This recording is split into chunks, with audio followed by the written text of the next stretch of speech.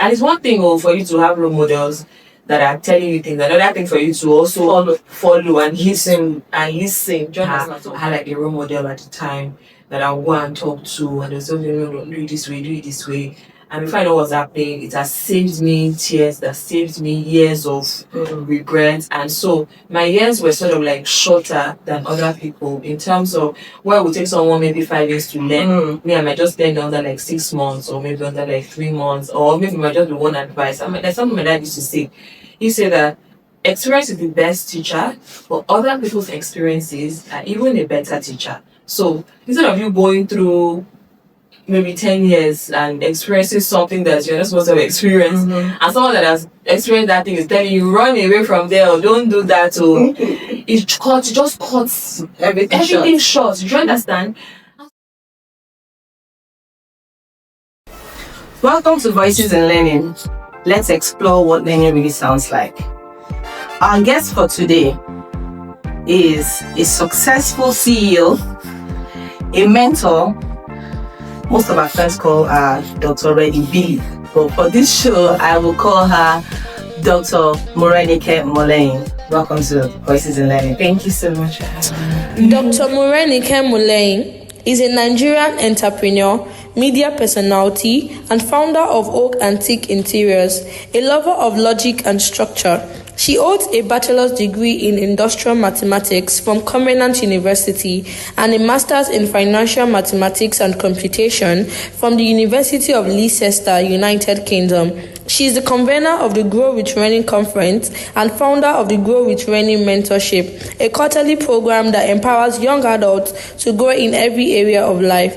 Under her leadership, Oak Antique has expanded from a local Nigerian firm into an internationally recognized interiors brand with clients across 7 countries and over 500 successful projects. Driven by a vision of shaping spaces that shape human experiences, she continues to deliver exceptional design solutions globally. I want to learn from you. We all want to learn from you. We'd like to know we'd like to learn from who Dr. We want to know who Dr. Rennie is and how Dr. Rennie became successful in her business and being a mentor to young adults. Thank you again for having me, and I'm still on the journey, right? And yes, I would say to God's glory, there's been some level of success in the things that I do, but we're still scratching the surface. And I'm always, every day, grateful to God for the opportunities, grateful to God for all that He has bestowed in my hands, and we thank God for that. I would say that I'm first a child of God.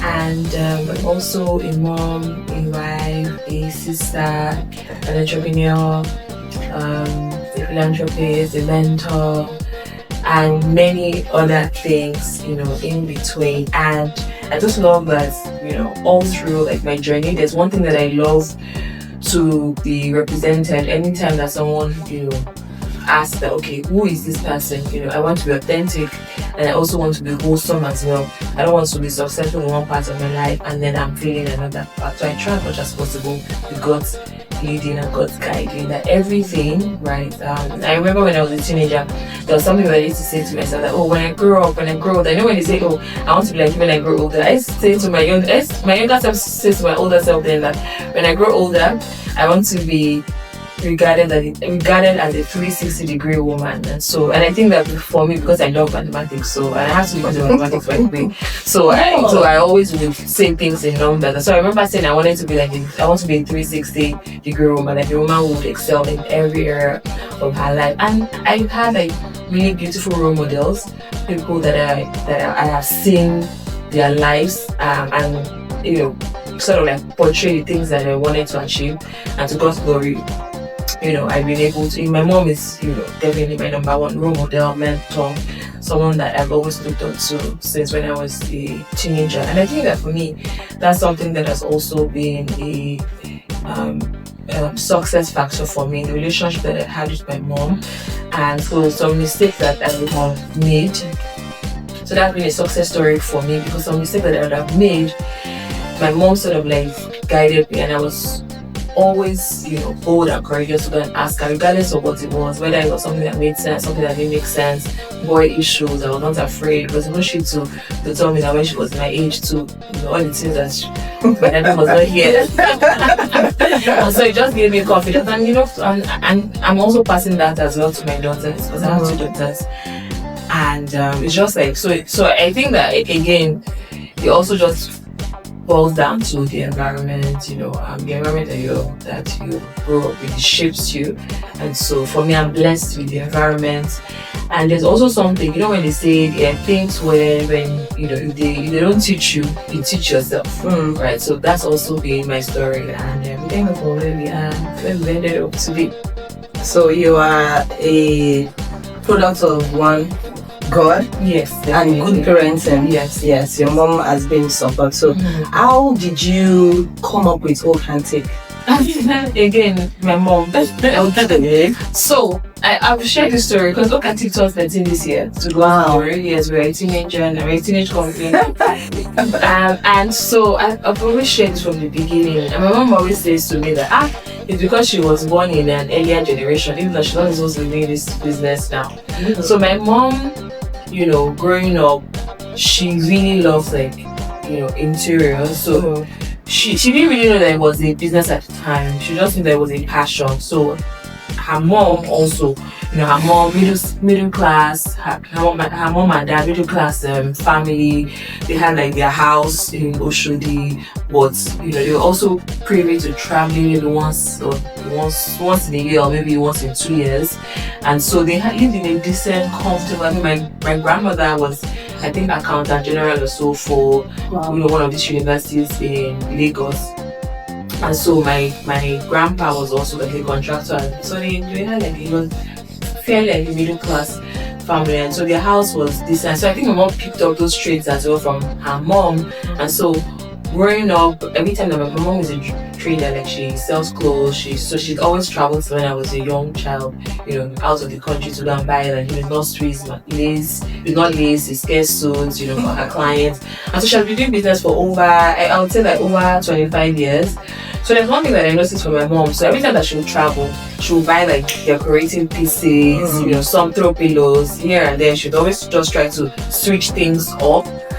And if you come to our house maybe in January or February, if you came again in May, things are different. She has turned everything around. She say she can wake up one morning and say she wants to repaint the entire house. So unknown to me, I was picking up these things. And again, that's why it goes back to environment, right? So we picked up this thing, and I realized that when my uncles, aunties, and friends were beginning to get to that stage where they were building their homes and their houses, they would always call my mom to say, we just built that. Come here, boss, to choose cotton. Come here, boss, to choose paint color. Because you see that when we come to your house is beautifully done. And so she would do that, for free. For free.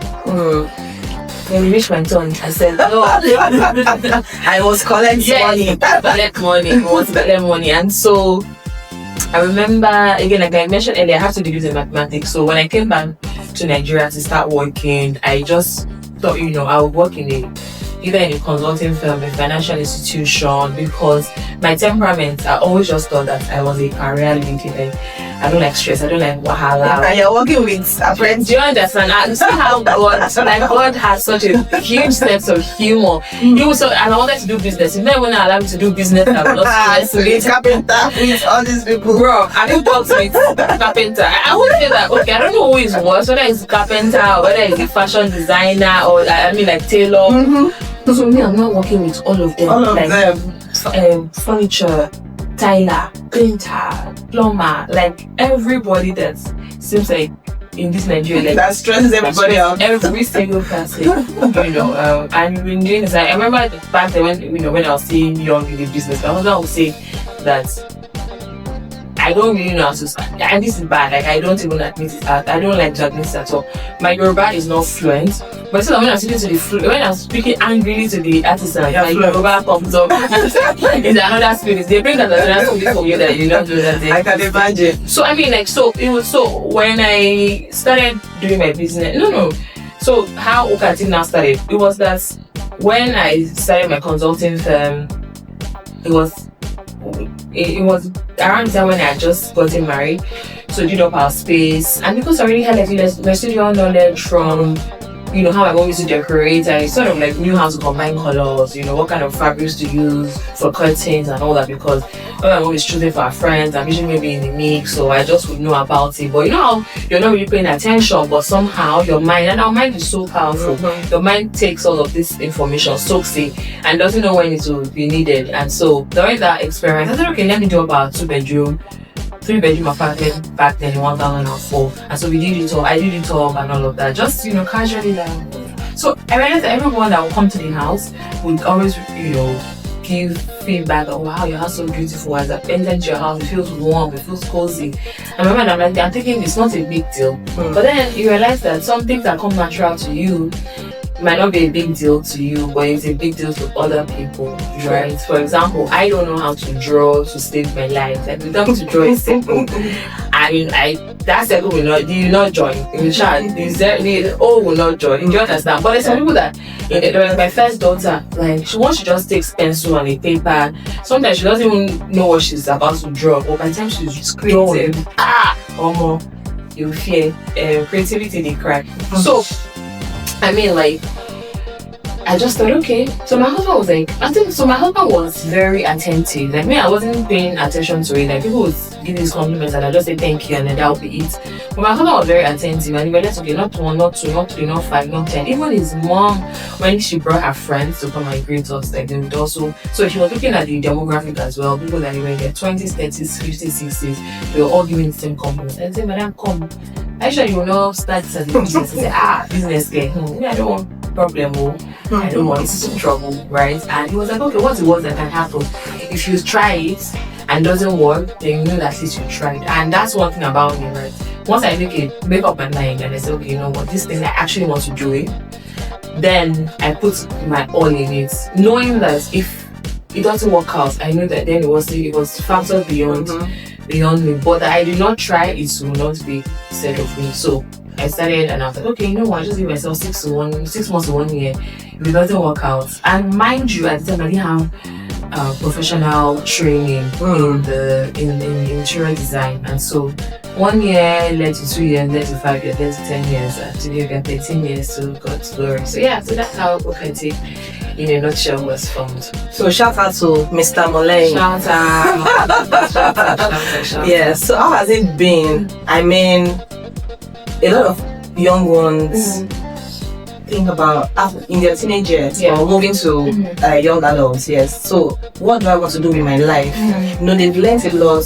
Someone like me, I've always loved children. I find myself around children. So my education has pushed me. I've had issues with parents, but it keeps going because that's my passion. That's what I love to do. When you steal people's ideas, let me use the word steal. When you just see what everyone is doing and you follow. Yes, when you go through 1 or 2 challenges, you're tired, you drop it. But passion will always push you. So, but how have you been able to manage issues? I know you would have gone through.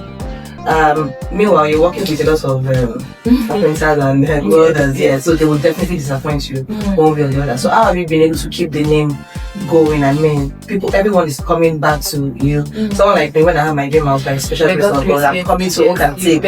Yes, so what has kept you going? Like you rightly said, the 13 years, first of all, I always say that it's not easy doing business in Nigeria first because of the climate that we are in. Government can wake up this morning and you can drop one policy and it affects your business. Then doing business in Lagos is also another challenge, right? You can just wake up one morning, like right now, like coming here, like I mentioned to you earlier, I realized that, you know what, this road is already blocked, this other road is already blocked. I start, finding my way around it, but still sorting it out. So imagine I was supposed to have like a delivery and the client was expecting us by a certain time. That's some of the challenges that you face.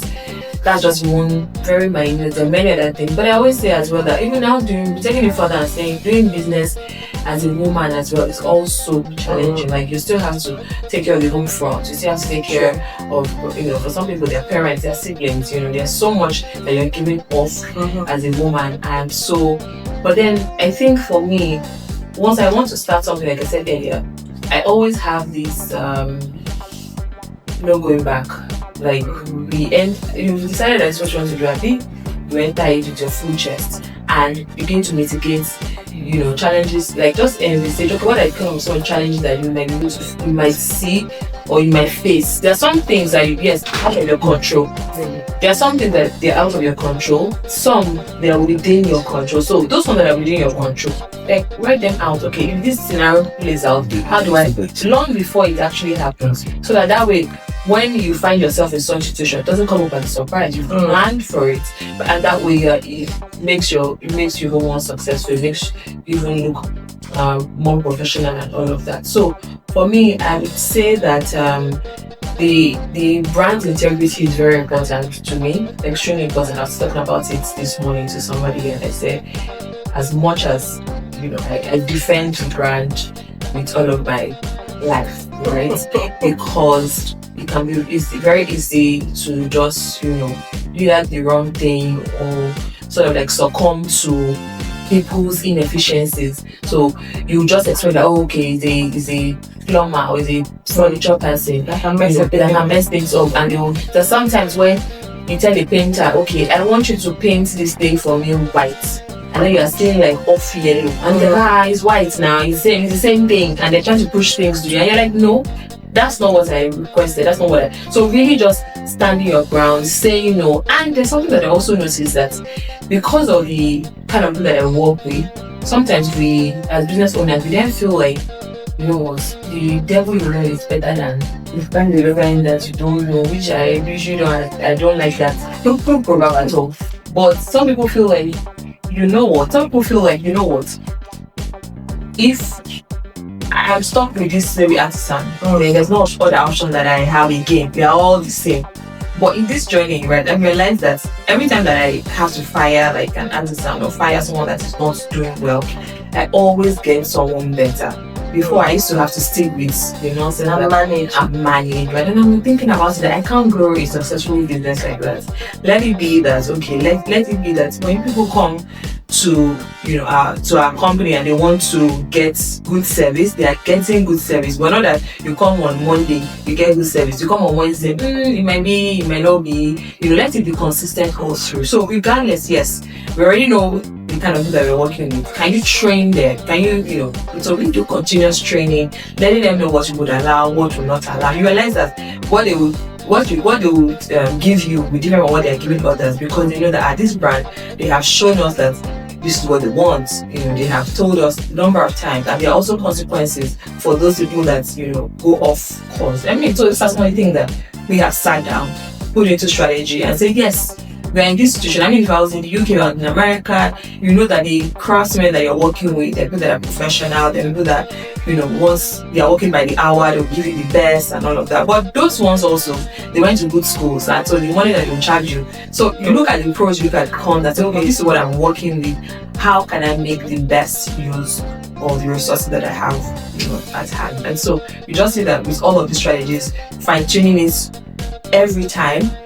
It just always makes us give the best, and then that then makes people come back to us, refer us, and I have exciting news for students.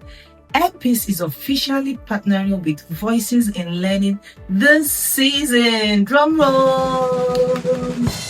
As part of this partnership, students traveling on the London route can now enjoy a 15% discount on flights with Airpeace. To qualify for these student discounts, individuals must be enrolled as a full-time student in accredited educational institution in the UK, Europe, USA, or Canada. This initiative is about supporting dreams, easing travel for students and families, and making global education more accessible. For more information, visit www.flyairpeace.com or click on the link in their bio. Thank you. So one of the things I've learned here is you don't compromise because of the integrity of the business. Yes. Yeah, so that brings me to Grow with Rennie. So how did you come up with Grow with Rennie? Because someone like me, I've learned a lot on your page. I see the way you are passionate about your own adults, you want them to get it right. Yes. For our community of learners. Yes. So how did you come? This is for our community of learners. How did you come about Grow with Rennie, and how did you? Why are you focused on the young adults? Yes. Okay. Thank you. So, I'm not thinking where I should attack this question from. Anyway, I mean, whether we do up or down. Yeah. So, first off, I think this was like 3-4 years ago. This should have been I think 4 years ago. I was already beginning to think about ways to give back, and I'd also been in contact with I call them like my younger bros. They're asking me questions. Okay, Mr. Rennie, you've passed us maybe 5 years, 10 years on this journey. We are still here. How, like, what should we expect? How do we navigate this season? So I used to get these questions a lot in my DMs. People that would see me physically, that we talk, and I give, valuable advice and valuable tips. And so, but then before then, I realized that there was a nudging in my spirit to say, do this officially. And I also remember that nudging came also from one day when I was reflecting and just looking at how my life journey has been. When I say my life journey, now you say I even have 70-something years. Where we are right now in our 30s, right? Yes. And I was like, because for me, sometimes you don't even know what I think that you've achieved until people begin to point it out to you. You just think that, okay, you're just doing stuff. And people are always sort of, my mind likes to think that they used to make a big deal out of it until I then began to make a big deal out of it, because I'm like, it can't be a coincidence that tens and hundreds of people keep saying the same thing, right? There's something there, so you need to really pay attention. So, I then realized that, okay, no, it's been God, and it's also been the relationship that I've had with my mom, like I said earlier. So it's certain decision that I want to make and grow me her. If I'm not meeting her, I had like a role model at the time that I go and talk to, and they say, no, do it this way. And before I know what's happening, it has saved me tears, that saved me years of regret. And so my years were sort of like shorter than other people in terms of where it would take someone maybe 5 years to learn. Me, I might just learn under like 6 months, or maybe under like 3 months, or maybe it might just be one advice. There's something my dad used to say. He said that experience is the best teacher, but other people's experiences are even a better teacher. So instead of you going through maybe 10 years and experiencing something that you're not supposed to have experienced, and someone that has experienced that thing is telling you, run away from there, or don't do that, or it just cuts everything short. Do you understand? And so I began to reflect, and I was like, I'm so grateful to God for having this. And it's one thing for you to have role models that are telling you things, another thing for you to also follow and listen. Do you understand? So I was grateful for that combination. And I said, if anything, there are many people that I can reach out to, there are many people I can speak to, that if for whatever reason will listen to me, I would, with my life, to be my life's mission, to speak to as many people and see how, instead of making the wrong decision based on the things that I share, or how I mentor you, and it will just make you a better person and avoid certain things, then I will do that.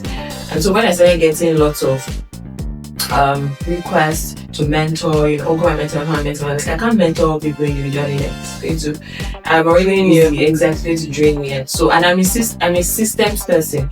Anything I want to do, I always, first thing is, how do we do systems, how do we do structure, so that especially as a woman, because you're multitasking, you're doing a lot of things. So even in my home front as well, I have a nanny that has been with us for 11 years. Wow. So, and it's God's glory, because it's not even by my mind. No matter how nice or kind you are to people, some people, they want to run mad. They want to go south, they go south. Do you understand? But I'm grateful. And so for that gives me a lot of structure in my home, so that now, in fact, she was there before the second one was born. Do you understand? Wow. So she already knows how we operate. She knows everything, so I'm able to do things outside of the house. I can travel with comfort. My husband is also a great support system as well. So all of these things, so I put structure in business as well, put structure, grow already as well. Immediately I knew I was going to, so when I knew I was going to start it, so just one day randomly in January, let me not say randomly, I knew that I was going to do it. So in January of that year, I think it was 2023. 2023, 2024, yeah, 2023 January. I just put it out there. I want to do this mentorship. Just put it, and then I dropped my phone. In 1 hour, by the time I checked my phone, I realized that over 1,000 people had registered for the mentorship program, and I was only going to choose 10 people. So, we did like the whole recruitment thing, chose our top 10, and that's how the mentorship program started. The first cohort was for 3 months, and right now we're on our 17th cohort, right? So you can imagine the amount of work that's being done behind the scenes. But I will tell you that I probably just do maybe 10% or 15% of the work. So again, I know the kind of person that I am. I'm a starter. I'm not necessarily like a finisher. So I'm the kind of person that I'm the, if you give me a vision, if you say, oh, let's do this, I'm very excited. And like, I will not procrastinate. I will not say, okay, you know what, I'm trying to perfect things. No, I perfect things along the way. So I will start and then give it to people that would, continue and be perfecting things along the way. So because of the kind of person that I am, when I realized that, okay, every application, it meant that we're sending over 1,000 rejection emails for people that we're not able to get in. I'm like, okay, so what do we do? There's this gap here. So that's how the conference was born. Okay, if you're not able to join the mentorship intimate program, at least let's have like a speed mentoring conference day where, we have guest mentors and then we have the conference, and the things that we sort of like teach. We can't cover everything obviously in one day, but at least something for you to hold on to. And so that's my own. So that's how the conference was then born. And then now we've done 3 live events in Lagos. The first one happened this year by God's grace. And we've done in Kenya, I've done in Ghana, I've done in South Africa, and we still have other places to go to. And still preaching the same message of maximizing your 20s, because I feel like 20s is such a deciding factor for you. Like, you can either be made there or you can be mad in that season, right? And so that's why I'm really, really passionate and committed to people in their 20s. Yeah. So let me start with this. How can young people build discipline and consistency, especially in a world full of distractions? So, unfortunately for us, right, we are now in a generation where there are lots of distractions. Like, it's this 20 years ago, 50 years ago, the distraction that we have now is not compared to back then. But I would always say that even in the midst of all of this, like, you just have to find your quiet. Like, you need to find a way to, get away from the distractions. You might not be able to do that 100%, right? Because you say you're still living in this world. So distractions, you decide that, I don't want to listen to holy music. You can enter bus and that's what you're playing, right? Or you can just say, okay, and then just begin to find ways to sort of like mitigate those distractions. And in terms of building discipline and building consistency, I wish sometimes, people can be laid hands upon and then they just get it. But receive discipline, receive consistency. But it doesn't work that way. You're the one that will still have to be disciplined yourself. You're the one that's still going to be consistent yourself. And it's not really easy. So for example, I try to go to the gym like 4 or 5 times in a week. And I wake up really early to have to go because I know sort of like how my time is. If I don't go at a particular time, it's going to be difficult for me to go after that. So every morning, having to wake up. Do you know how sweet sleep is? Very sweet, very, very sweet. I would rather be sleeping than to be suffering myself. But I know that I need it, so that discipline is there to wake up and then go to the gym and do that, and then now be consistent. And because the consistent, what that happens is that with discipline, the consistency is one that leads the results, right? Because we then do it over a period of time, like not just your fitness, also your finances as well. You can say, I want to be disciplined in my finances. When people say, let's go out, Oble, Jonathan, I say, today, no play, do you understand? And so you cut it, because you know that you're actually working towards your financial future, and so you cut those costs, so if your finances, but then because you cut Oble today, it doesn't mean that you're now financially stable. You see, it has to be consistent. So whatever it is that you're doing, it has to be consistent. What I find out is that people give up too easy when they don't see the results, right? Again, I always use my fitness journey because it's something that people would see, and I always tell people that if you want to start your fitness journey, for the first 3 months, just forget, don't even think that you might lose anything. It's after the 3 months that you've been consistent and you now begin to see results. Because after 1 week, you don't see anything, you're suffering yourself, you just say, I can't kill myself. Don't sit down with a bad, just say, I did not, it's fat, I don't clean it. I don't feel anything, understand. So, but you have to be consistent. Some people, it might take a year, it might take 2 years. And not just fitness, for other people, it might be other things. Some people, grace makes them faster. But I've also realized that regardless, God will always reward, hard working, discipline, and consistency. There is no way He will not, reward it. So you just have to, and you have to build accountability around you to say, okay, this thing I know I cannot do it by myself. For now, like, who are the friends that I can speak to, like, hold my hands? Who are the people that I will be listening to on Instagram, or people that I will be listening to on podcast, so that the days where I'm giving up, or the days where I'm like, I can't do this, just listen to somebody, bam, and it charges you up, and then you're able to follow yourself for the next couple of days, couple of weeks. But that there will not be distraction, there will be distraction, but you just have to find a way to quiet the noise. Thank you. How do you help someone move from confusion and self-doubt to confidence and purpose? So I always say that knowledge can make you move from that. And so knowledge. So for example, what example can I give now? So if somebody is like really confused about something, maybe their work, but then they now begin to put in so much work in that they now become like an expert in it. You see that when someone is an expert at something, when they're talking and they're speaking from confidence because they know what it is. Like a doctor, if for example you go and meet a doctor and you tell the doctor, oh, I have running stomach, oh, I have catarrh, I have this, I have that. The doctor can say, okay, from experience, from knowing, from going to medical school, knowing all these symptoms, they can say to you that okay, probably this, you have this. I don't want to crack it joke, but let me crack it. I'll still crack it. NSPPD. There's someone that like, I don't even know that this type of disease exists. Do you understand? And so the doctor is able to say, oh, okay, you have malaria, you have typhoid. But the person only be confident. So imagine a doctor or somebody else that doesn't even know.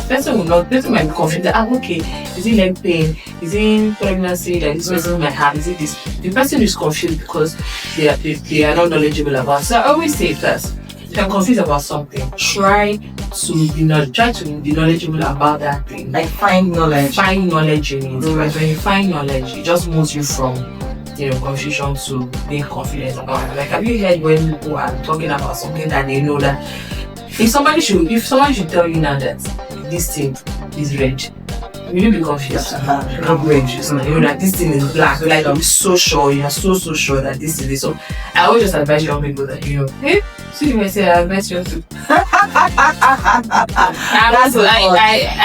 advise my peers, do you understand? My young fellow peers, exactly that. Moving from self-confidence or self-doubt to confidence, actually being knowledgeable about the things that you're doing, whatever it is that you're doing. So so I saw a program. Pastor Dr. Diki Olukoya MFM. So he was preaching one day and he talked about the microphone. So he said, if you don't understand the role of the microphone, you will take the microphone to the kitchen to turn it back because it looks like a Sarah, Yeah, so we have to understand. You must. That knowledge, we have to find knowledge. You have to find knowledge. Most people don't like to read, they don't like to research, they don't like to learn from people. Exactly. But if you don't know that, people will confuse you. And at the end of the day, they are lost. So true. Okay. So if you could give every young adult one life structure rule to follow, what would it be and why? One life structure rule to follow. I think that it will still go back to consistency. Okay. Yes, but I'm trying to see how to marry that with structure. So you say structure rule, life structure rule. Life structure rule. I think that I'll still say like consistency. So once you've been able to figure out what you want to do, build systems around it, and then now be consistent with that. So that helps. So for example, myself, I try as much as possible that if I want to achieve a certain thing, or I have a goal, or I have a target, something, it might be maybe work-wise, it might be my personal development, whatever it is, I say to myself, okay, I'm going to give maybe 1 hour of my time every day to this thing, and then I would make sure that I'm consistent. It might not be easy, it might not be convenient, but I'll make sure, even if it's 30 minutes or 1 hour, I'll keep on doing that thing. But then I've put out time, because at the end of the day, whatever it is I want to do, is also having to have time to be able to do that thing, and then now, be consistent. So if I'm going to stay structural today, first, finding the thing that you want to do, and then now building consistency around it. Thank you. The last question. If a young person feels like they're already behind in life, what would you say to encourage and guide them forward? So I always say this, that everybody's race is different. Some people are early starters, some people are slow starters. I'm sure you've seen people or heard of people that they started really early in life, and then they get to a particular point, they get stuck. Some people that they started late, and then they just outrun everybody. Some people that maybe your secondary school, they used to carry last, but now they are like the billionaires of the set. Everybody has, and that's the beauty about life. And thank God that God is not man, and there's certain things that he can overrule, he can overturn protocol, different things. And so I need them, or the person that asks the question, to just have that assurance that say, look, yes, I might have started late, and having that realization is also something that's powerful as well. Knowing that, okay, I'm starting late. Why also reflect on why did I start late? Because also we need to also be able to be able to be accountable to ourselves. Okay, this was what led to this, and take the responsibility and say, okay, this will never happen again, right? And then now that as we proceed, what are the things that I want to achieve in the next 5 years, achieve in the next 10 years? I'm really committed to it.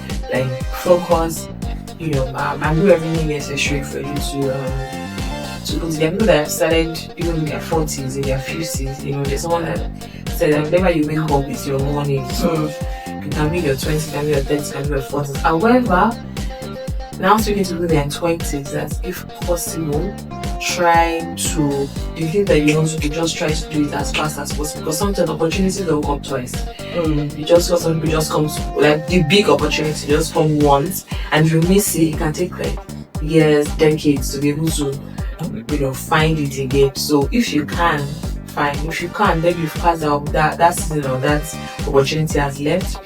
God always finds a way to retrace your step, following the right people, doing the right things, and just giving yourself grace. Because sometimes you need to beat yourself up. The time that you're using to beat yourself up, you might as well just be doing what you're supposed to be doing. Yeah, say that. Hi, Dr. Rani. My name is Tosin. I just graduated from the uni. Can you please mentor me in 10 minutes? Let me say 5 minutes. 10 minutes is over. Can you please help me? Let me know. I don't know what to do with my life, so please, can you mentor me in 5 minutes? Okay. So you're 20. I'm in 20s. Yes. You just finished university.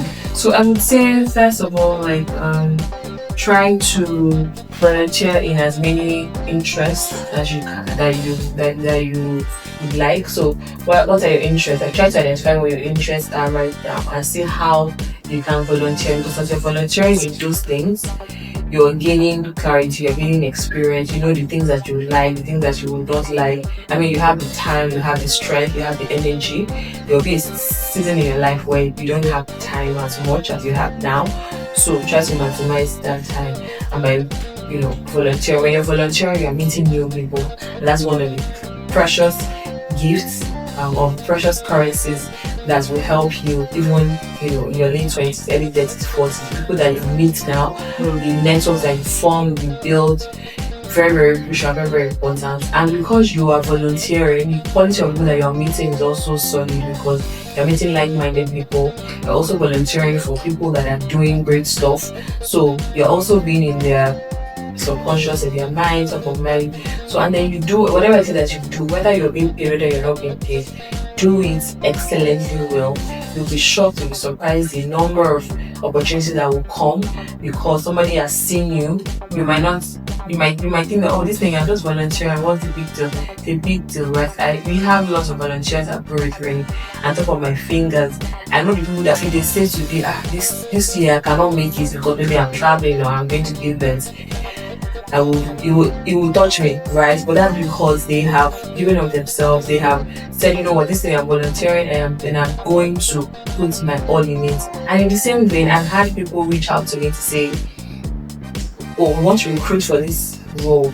Please, can you recommend somebody? And I've seen somebody volunteer and I feel like this person is going to be a great match. And so you never can tell, like, expose yourself as much as possible to opportunities in terms of like volunteering. That's the first step that I would say.